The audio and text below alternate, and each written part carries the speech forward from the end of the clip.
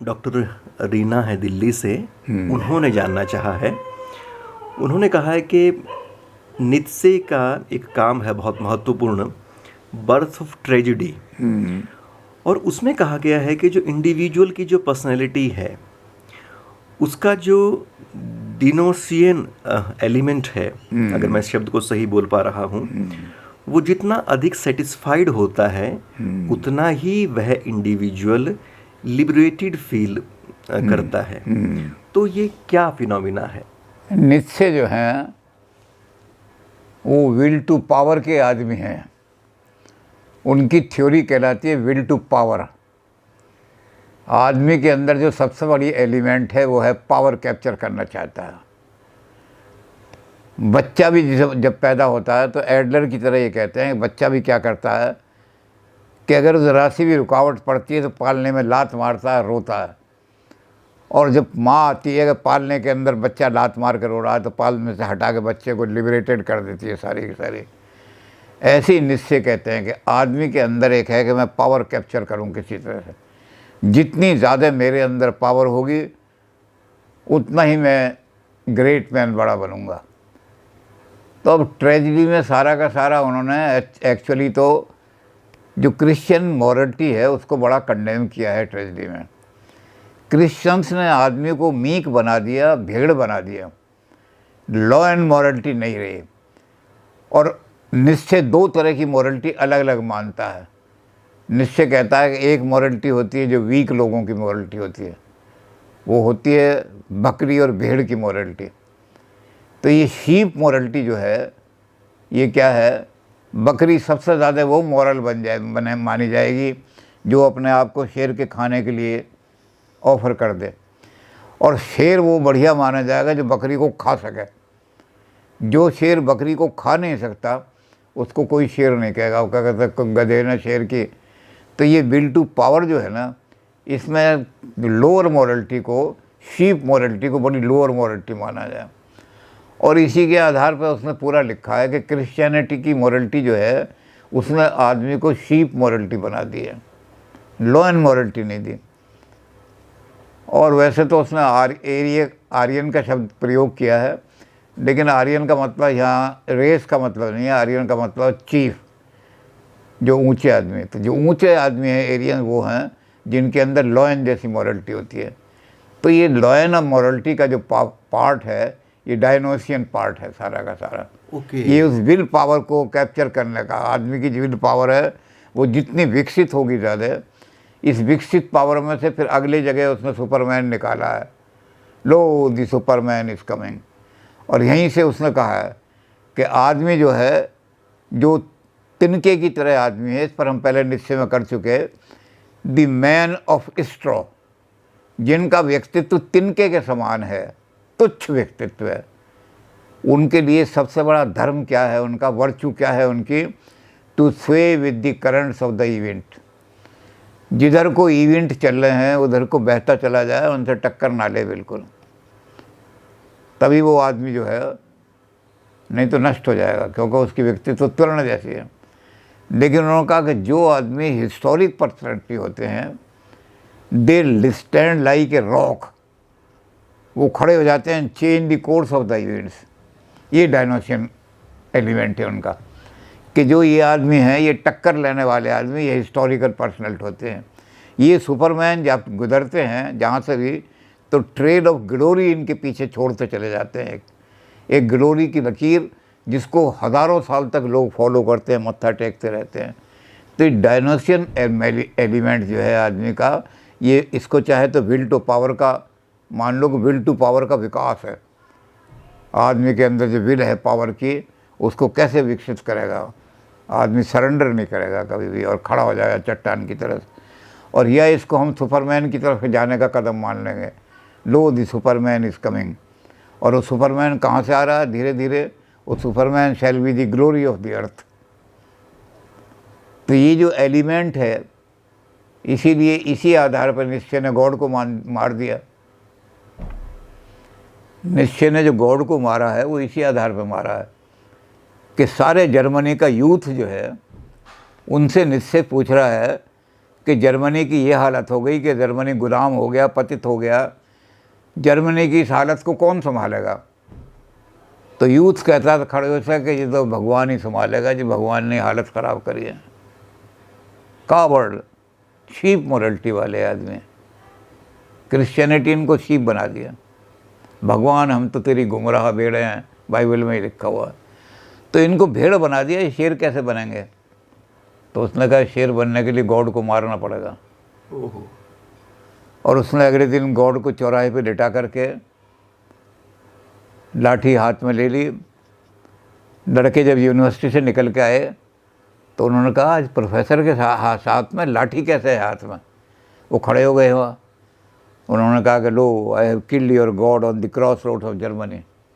इस लाठी से मैंने भगवान को मार के यहाँ डाल दी, उसकी लाश ये पड़ी है भगवान की। अब लड़के बड़े घबरा गए, भगवान मर गया, भगवान को मार दिया प्रोफेसर साहब ने, और लाठी लिए खड़े हैं प्रोफेसर साहब कि भगवान उठेगा तो लाठी और एक मारूंगा इसके। तो लड़के एकदम सहम गए, खड़े हो गए। उसने कहा मैंने तुम्हारे उस भगवान को मार दिया है जो निकम्मे लोगों को, हिजड़ों को, नपुंसक लोगों को भी प्रोटेक्शन दे रहा था, रोटी दे रहा था। ऐसे भगवान की कोई ज़रूरत नहीं। पुरुषार्थहीन लोग हैं। हमारे यहाँ भी हिंदुस्तान में ये कहा गया है, वीर भोग्या वसुंधरा। ये जो पृथ्वी है ये वीरों के ही भोग करने योग है। तो निश्चय का जो वीर भोग्या वसुंधरा का कंसेप्ट है वो डायनोसिस है। तो गुरुजी एक तरह से कहें तो फिर नीत्शे के बाद पूरे जर्मनी में एक नई तरह की ऊर्जा का संचार होता है और एक बड़ी महाशक्ति बन के फिर वो और जर्मनी इतनी महाशक्ति बन जाता है कि 2 महायुद्धों में दुनिया को हिला के रख दिया। पहली महायुद्ध में यह हालत हुई कि सारी दुनिया एक तरफ खड़ी हो गई जर्मनी के खिलाफ, और जर्मनी अकेला लड़ रहा है, और मारते मारते कचूमन निकाल दिया लोगों का। वो तो गलती ये कर दी कि रूस में उसे पता नहीं था कि बर्फ़ में हमारे टैंक जम जाएंगे, नहीं तो रूस को भी कुचल के रख देता वो तो वहाँ इसलिए हार गया। और इन्होंने क्या काम किया कि जर्मनी को मत उभरने दो, लेकिन जर्मनी उभर करके दोबारा दूसरे युद्ध में आया। तो ये सारे मिल गए, जितने लोग थे एलाइज सारे जर्मनी के खिलाफ खड़े हुए। लेकिन हिटलर ने मार एथोपिया में जा कर के इनको दोबारा, यानी यूरोप से तो बिल्कुल सबको मार मार के निकाल दिया हिटलर, जर्मनी ने। अफ्रीका में जाकर के इथोपिया में जर्मनी की, इटली की फ़ौजें जो थीं, जो उनके साथ थीं मैसोलिनी की, वो हार गई, और वहाँ से हारना शुरू किया उन्होंने। चर्चिल ने तो उसका सारा वो जो है वो दिया जाट रेजिमेंट को, कि जाट रेजिमेंट ने हराया उनको, मैसोलिनी को। लेकिन चलो जो भी थे, तो सारे यूरोप में हिला के रख दिया था। ये निश्चय के बाद जर्मनी की इतनी शक्ति आ गई, जर्मनी को 2 हिस्सों में बांट दिया। यूनिफिकेशन ऑफ जर्मनी की जब बात हुई तो सबसे ज़्यादा विरोध उसका रूस ने किया। जर्मनी अगर यूनाइटेड हो गया तो it will be danger for world, सारी दुनिया के लिए डेंजर बन जाएगा, इसलिए इसको यूनाइट मत होने दो। अब जर्मनी यूनाइटेड होकर खड़ा हो गया। तो ये जो निश्चय का कंसेप्ट है, ये कंसेप्ट है विल टू पावर का कंसेप्ट, इसी को डायनोसिस। तो विल टू पावर जो है, आप पावर कैप्चर करो। और हमारे यहाँ तो इसको बहुत, निश्चय की इतनी बड़ी फिलॉसफी को हमारे यहाँ तो एक छोटे से आदमी ने, हालांकि वो सर का खिताब था उनको, लेकिन वो कोई दुनिया के मालिक नहीं थे, सर छोटू राम जी थे। वो कोई इतने बड़े निश्चय की तरह पावरफुल फिलोसफर नहीं थे, लेकिन एक छोटे से किसान थे वो। लेकिन उन्होंने वही निश्चय की सारी फिलॉसफी जो है वो 4 शब्दों में बांध के रख दिया। निश्चय ने इतनी बड़ी किताब लिखी, और हमारे छोटू राम जी ने क्या क्या, जगत में घूसा से बलवान, जगत में घूसा, जिसका घूसा तकड़ा है वही दुनिया के ऊपर राज करेगा। जगत में घूसा से बलवान, और के सुराज के राज सभ्यता, सब इसके दरमियान, जगत में घूसा से बलवान। ये घूसा जो है ये डायनोसियन एलिमेंट है सारा का सारा। अच्छा गुरुजी, जो ये श्रीमद् भगवत गीता के अंदर जो स्वधर्म की बात कही गई है, धर्म के अनुसार आचरण की बात कही गई है, और उसके अनुसार जो प्रवृत्ति बैठती है, फिर उसके अनुसार ही फिर मुक्ति का रास्ता खुलता है। तो उसमें और इसमें भी कुछ साम्य है आपस में? नहीं, धर्म का स्वधर्म में तो एक आदमी का ऐसा भी धर्म हो सकता है कि तुम जोते पॉलिश करते रहो, कोई ज़रूरी थोड़ी डायनासोर के वो सुपरमैन ही बने। अच्छा अच्छा अच्छा अच्छा अच्छा। उसको तो यह है कि अपना जो कर्तव्य है, स्वधर्म जो है स्वभावज कर्म है, अपने स्वभाव के अनुसार जो आपने कर्म चुना है, आपका एप्टीट्यूड अलग है, आपकी लाइफ की तरफ एटीट्यूड अलग है, आपका स्टेशन कहीं अलग है, उसके हिसाब से आपने अपनी ड्यूटी चुनी है, ऑब्लिगेशन चुनी है। Obligation to the society, how can I contribute to Brahm, Brahm को मैं कैसे कंट्रीब्यूट, और ब्रह्म जो है वो मैनिफेस्ट होता है सोसाइटी के द्वारा, तो सोसाइटी को मैं कैसे कंट्रीब्यूट करूं अपना कि उस सोसाइटी के अंदर मर्ज हो जाऊं मैं, उसका सोसाइटी का हिस्ट्री का पार्ट बन जाऊं मैं। ब्रह्म में यही मर्ज होना है। तो वो उसके लिए उन्होंने कहा कि अपनी एप्टीट्यूड के हिसाब से अपना धर्म छांट लो। मैं अखबार नवीस अच्छा बन सकता हूँ, तो आदर्श अखबार नवीस बनोगे आप, तो सोसाइटी को कंट्रीब्यूट करोगे। तो स्वधर्मे निधनम श्रेया, अपने धर्म का पालन करते हुए उसमें जरा सी भी बेईमानी मत करो, उसको निष्ठा से पूर्ण करो, यही भगवान की पूजा है। मैंने देखा मैं एक टीचर अच्छा बन सकता हूँ अपने एप्टीट्यूड के हिसाब से, तो स्वधर्म में स्वभावज का है। स्वभाव क्या है तुम्हारा? स्वभावज कर्म है स्वधर्म।